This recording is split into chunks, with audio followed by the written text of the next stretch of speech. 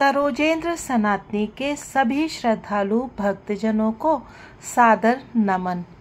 15 जून को हर वर्ष कैंची धाम में एक बहुत बड़ा भंडारा होता है और लाखों भक्त उस दिन कैंची धाम में महाराज जी की कृपा का प्रसाद पाने के लिए घंटों लाइनें लगाए खड़े रहते हैं। चाहे बहुत तेज वर्षा हो रही हो या फिर आकाश से बर्फ गिर रही हो, सभी के सभी भक्त महाराज जी की कृपा पाने के लिए बस इंतजार करते रहते हैं।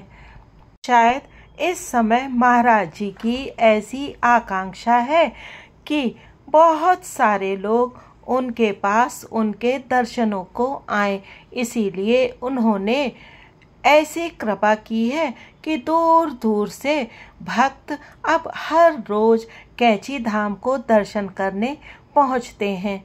जी हाँ, कैंची धाम वही पहुंच पाता है जिसे महाराज जी बुलाते हैं।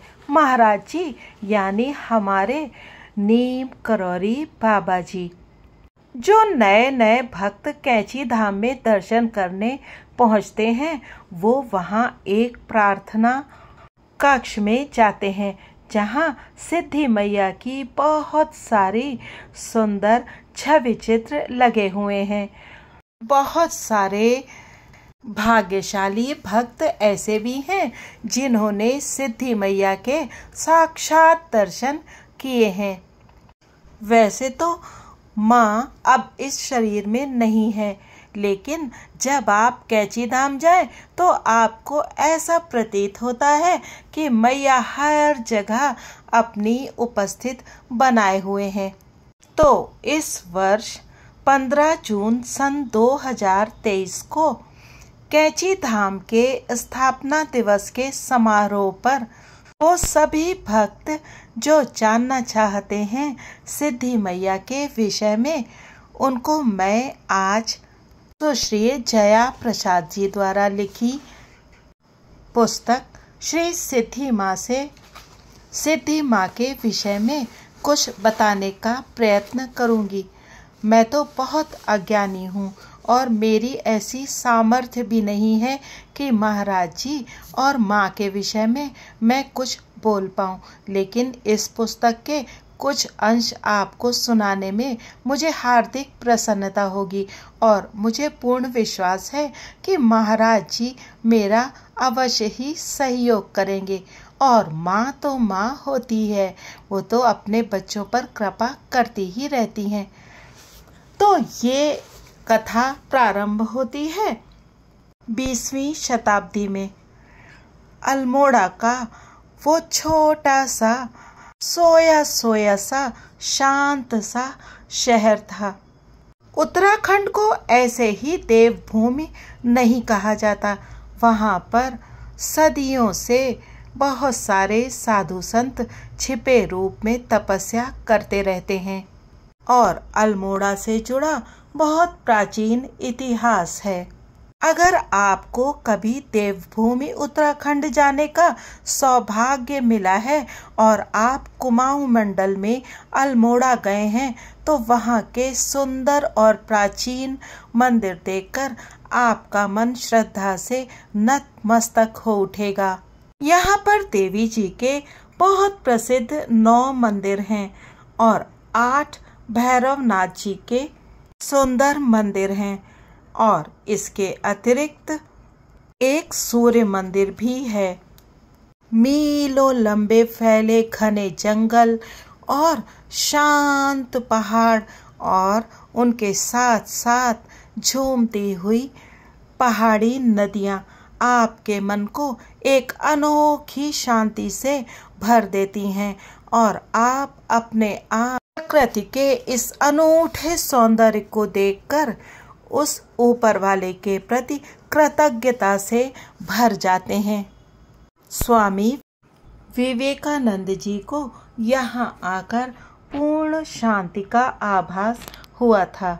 उनके अतिरिक्त बहुत सारी बड़ी बड़ी विभूतियाँ भी अल्मोड़ा और उत्तराखंड के इन शांत पहाड़ों में प्रभु के प्रति अपनी भक्ति को और दृढ़ करने के लिए यहाँ पधारे थे।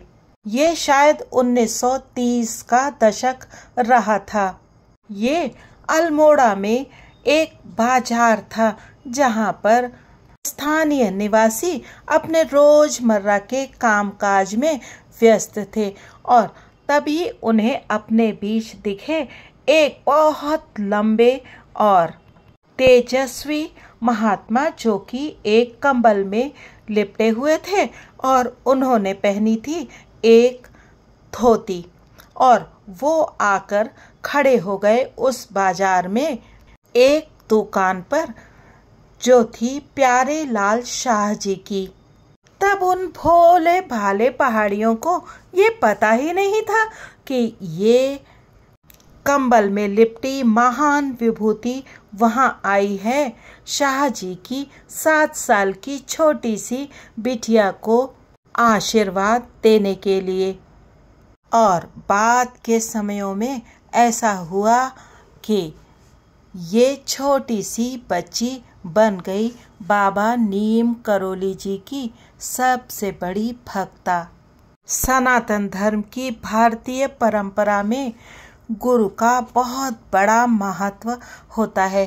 कहते हैं बिना गुरु के ज्ञान तो संभव ही नहीं है। सनातन धर्म में हम यह भी विश्वास करते हैं कि जन्मों जन्मों तक हम जिन गुरुजी के सानिध्य में रहकर साधना करते हैं, वो गुरुजी हमको कभी न कभी कहीं न कहीं ढूंढ ही लेते हैं। और शायद ऐसा ही हुआ था उस दिन शाह जी की उन छोटी सी बिटिया के साथ। गुरुजी ने स्वयं अपनी शिष्या को ढूंढ लिया था और उसे आशीर्वाद भी दिया था।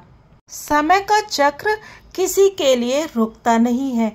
वो छोटी सी बिटिया भी अपने जीवन में व्यस्त हो गई और धीरे धीरे साल आ पहुंचा सन 1940 का, जब बाबा महाराज एक बार फिर से नैनीताल में प्रकट हुए।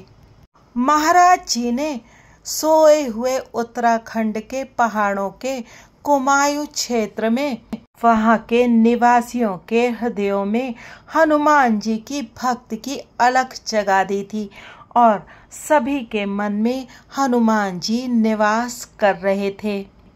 कुमाऊं के पहाड़ों की स्तब्धता में हनुमान चालीसा और राम राम और जय सिया राम गूंज रहा था।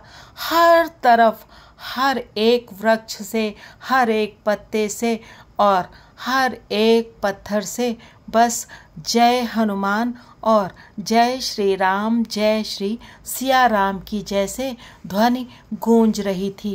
कुमायूं भक्ति के रंग में रंग गया था। हर घर में सुंदर कांड की सुंदर भाव विभोर कर देने वाली स्वर लहरियां और ध्वनि गूंजा करती थी।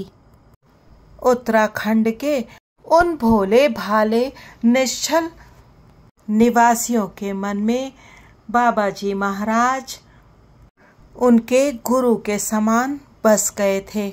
जय श्री राम।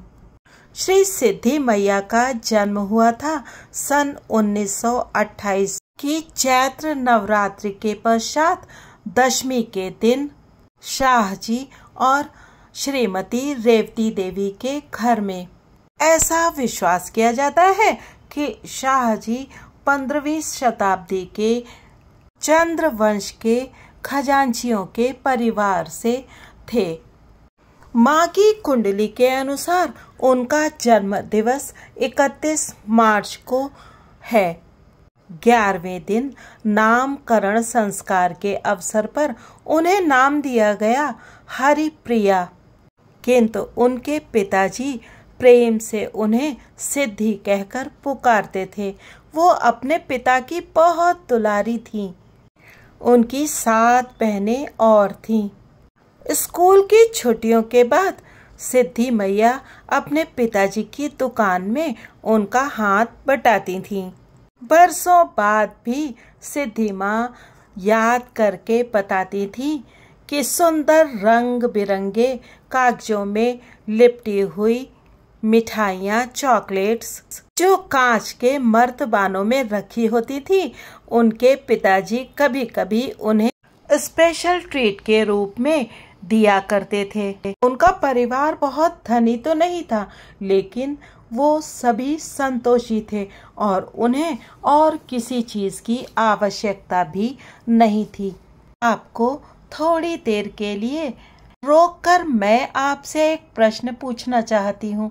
क्या आपने कभी किसी गुब्बारे बेचने वाले वृद्ध को देखा है, या फिर यूं ही छोटी सी डलिया में कोई खाने का सामान लिए चले जा रहे व्यक्ति को, या फिर कोई ठेले पर सब्जी या अन्य कोई भी सामान बेचते व्यक्ति को देखा है? क्या कभी आपने उसके चेहरे पर निराशा देखी है या झुंझलाहट का भाव देखा है? नहीं, क्योंकि सनातन की यही सुंदरता है। यहाँ पर हमें पूरा का पूरा विश्वास रहता है कि ये जन्म हमें जो कुछ भी मिला है हमारे प्रारब्ध कर्मों के अनुसार मिला है, और यदि हम अगले जन्म में जाएंगे और इस जन्म में अच्छे कर्म करेंगे तो हमें अवश्य ही अगले जन्म में सुख मिलेगा। हम इस बात पर यकीन करते हैं कि कर्म प्रधान विश्व करी राखा, जो जस करई सो तस फल चाखा। और इसके साथ साथ भारत के गरीब से गरीब व्यक्ति के पास होता है संतोष धन, और कहते हैं ये धन जिसके पास आ गया उसे फिर किसी चीज की आवश्यकता नहीं रहती। शाह परिवार खजांची मोहल्ला के एक कुमायूं शैली के बने हुए घर में रहता था। अगर आप कभी अल्मोड़ा और कुमायूं में अंदर गए हों तो आपने अवश्य ही इन छोटी छतों वाले घरों को देखा होगा, जिनके दरवाजे और जिनकी खिड़कियां इतनी सुंदरता से बनाई गई होती हैं और जिनके बाहर इतनी सुंदर अल्पना बनी होती है कि आपका मन उनमें रहने को मचल जाता है। ये घर लकड़ी, पत्थर और गाय के गोबर और मिट्टी आदि से बने होते हैं। अगर आपने ध्यान दिया हो तो इन घरों का जो निचला हिस्सा होता है, यानी कि जो नीचे की मंजिल होती है, वहाँ पर गाय, भैंसों और बकरियों के रहने का स्थान होता है। यहीं पर लकड़ियाँ भी इकट्ठी करके रखी जाती हैं। ये ऐसी सामग्री के बने घर होते हैं जो लंबी सर्दियों में घरों को गर्म रखते हैं। तब बिजली की कोई व्यवस्था नहीं थी और घर में लालटेन आदि का प्रयोग ही होता था। नल से बहता पानी एक बहुत विलासिता की वस्तु समझी जाती थी। एक छोटे बच्चे के तौर पर माँ जो वस्त्र पहनती थी वो बिल्कुल पहाड़ी थे। वो पहनती थी एक पहाड़ी पाजामा, एक कमीज और एक सूती टोपी, और उनकी चोटी भी करीने से बनी होती थी। बचपन में उन्हें देखकर ज्यादातर लोग उन्हें एक छोटा सा लड़का ही समझ लेते थे। पहाड़ में उस समय ज्यादातर बच्चियों को लड़कों की तरह गरम पायजामा, कोट और टोपी आदि पहनाने की परंपरा थी, जिससे कि वो गर्म रह सकें। माँ के दिन की शुरुआत होती थी सुबह सुबह नहाने से, और उसके बाद सारे के सारे बच्चे अपनी लकड़ी की पाटियों पर राम राम लिखते थे। क्या आप लकड़ी की पाटी जानते हैं? शायद आप लोगों में से बहुत सारे लोगों ने तो उसे देखा भी नहीं होगा। तब के बच्चे बड़े शौक से उस पाटी को काले रंग से पोतते थे और उस पर बड़े उत्साह से लिखते थे। और हाँ, जो कलम होती थी वो भी सरकंडे की बनी हुई होती थी, जिसे घिस घिस कर बच्चे पैनी से पैनी करते थे और अपनी कलम को दवात में डुबाकर उससे अपनी इस पाटी पर लिखते थे। बहनों के बीच सुंदर से सुंदर राम नाम लिखने की होड़ सी लगी रहती थी। बाद में सभी बच्चे मिलकर हनुमान चालीसा का पाठ करते थे और गंगा जल पीते थे। इसके बाद ही वो नाश्ता करते थे और अपने स्कूल की तरफ भागते थे। स्कूल खत्म होते ही माँ अपने पिताजी की दुकान पर उनकी मदद करने के लिए दौड़कर चली जाती थी। देर शाम जब बाजार बंद हो जाते थे तो बच्चों के खेलने के लिए वो बहुत अच्छी जगह होते थे। मैया के नाना जी का एक गोडाउन था जहाँ पर वो दरियाँ, रजाइयाँ और गद्दे आदि रखते थे और वो जगह बच्चों के खेलने की सबसे पसंदीदा जगह थी क्योंकि वो हमेशा गर्म रहती थी और छुपा छुपाई खेलने के लिए इससे अच्छी जगह तो कोई हो ही नहीं सकती थी। कई बार माँ दूसरे बच्चों के साथ पत्थर जड़ी हुई सड़कों पर स्टापू आदि खेल भी खेलती थी और हाँ, गिट्टे या गुट्टे माँ उन्हें भी खेलती थी। जिन्होंने बचपन में गुट्टे खेले हैं वो तो जरूर जानते होंगे, लेकिन आज की पीढ़ी जिन्हें मालूम ही नहीं है कि गुट्टे क्या होते हैं, उन्हें मैं बता देना चाहती हूँ कि हमारे बचपन में हमारी वो अनमोल संपत्ति होते थे और हम जहाँ कहीं भी हमें सड़क पर पड़ी हुई मोरंग आदि मिलती थी उसमें सुंदर छोटे छोटे पत्थर इकट्ठे करते थे, गोल गोल पत्थर जिनसे कि हम गुट्टे खेल सकें। ये 5 पत्थर होते थे और इनके साथ ये खेल बहुत अच्छा जमता था। जब वो लगभग 8 साल की थीं तो उनकी दैनिक दिनचर्या थी कि वो शाम के समय मंदिर में आरती में सम्मिलित होती थीं। उनकी छोटी दोस्त लक्ष्मी भी उनके साथ होती थीं। दोनों सखियां हाथों में हाथ डाले एक दूसरे के साथ मंदिर मंदिर जाती थीं, घंटे बजाती थीं और अपनी माँ के लिए प्रसाद लेकर के लौटकर घर आती थीं। प्रसाद में उन्हें मिश्री की कुछ डलियां या फिर नारियल के कुछ टुकड़े मिलते थे। घर के एक छोटे आले में माँ ने एक चित्र रखा था श्री राधा जी और कृष्ण भगवान का। माँ उस आले को बड़ी तन्मयता से सजाती थीं। जब फूल बेचने वाले उनके घर के सामने से गुजरते थे तो माँ दौड़ कर जाती थीं और अपने भगवान के लिए फूल लेकर आती थीं। माँ के प्रिय पुष्प थे मटर के पुष्प, जिन्हें वो मटर वाले फूल कहती थीं और हर वर्ष उनकी फसल आने पर उन फूलों के आने की प्रतीक्षा करती थीं।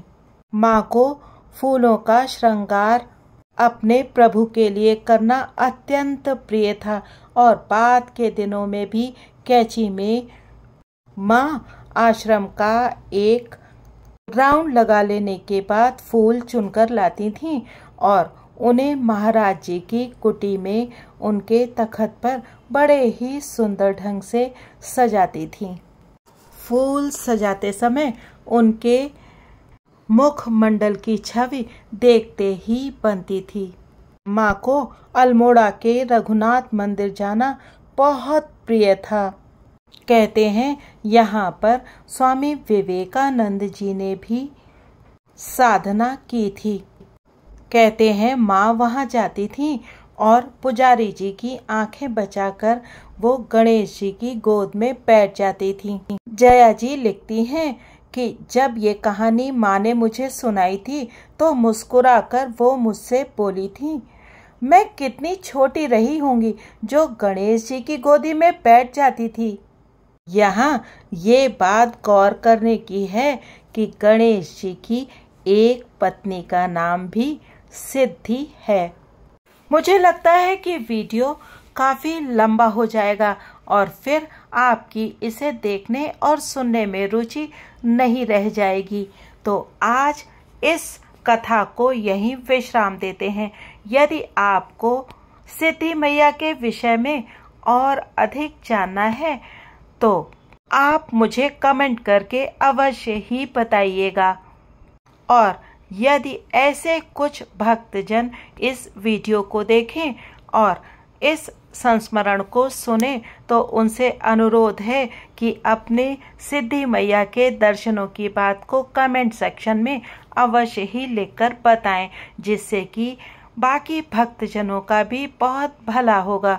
ना तो मेरा चैनल ही बहुत बड़ा है और ना ही सब्सक्राइबर्स की संख्या बहुत अधिक है, किंतु महाराज जी के प्रति अपने प्रेम, सिद्धि मैया के प्रति अपनी श्रद्धा और प्रेम को व्यक्त करने का इससे अच्छा साधन मुझे कोई नहीं मिला। क्योंकि इस पुस्तक को पढ़ते समय मैं जैसे स्वयं कुमाऊं की उन्हीं पहाड़ियों में खो गई थी। बहुत बहुत धन्यवाद है जया प्रसाद जी को, जिन्होंने इतनी सुंदर पुस्तक से और अपने संस्मरणों से हम सबको अवगत कराया। यदि आपको सुविधा हो तो इस पुस्तक को अवश्य ही पढ़िएगा। ये अंग्रेजी भाषा में लिखी हुई है। आप सभी महाराज जी के प्रेमी भक्तों को 15 जून कैची भंडारे की बहुत सारी बधाइयाँ। मैं इस समय महाराष्ट्र में हूँ और फिर भी आशा कर रही हूँ कि कहीं से मुझे प्रसाद का एक छोटा सा अंश मिल सके। यदि महाराज जी की कृपा होगी तो कहीं से भी मुझे ये प्रसाद अवश्य ही मिलेगा। जो अति भाग्यशाली लोग वहां जाकर इस भंडारे में सम्मिलित होंगे उनको बहुत सारी बधाइयाँ और शुभकामनाएं। बहुत बहुत धन्यवाद।